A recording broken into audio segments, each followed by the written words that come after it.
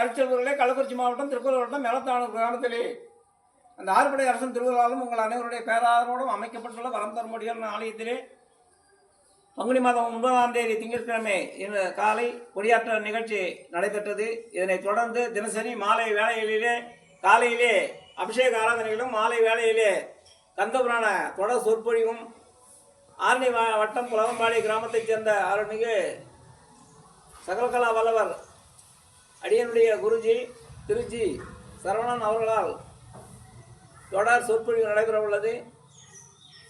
வருகிற பங்குனி மாதம் 17ஆம் தேதி அன்று இரவு சுவாமி வீதி உலாவும் 18ஆம் தேதி புதன்கிழமை அன்று தேரோட்ட பங்குனி உத்திர தேரோட்ட நிகழ்வும் நடைபெறும் என்பதை அன்போடு தெரிவித்துக் கொள்கிறோம்.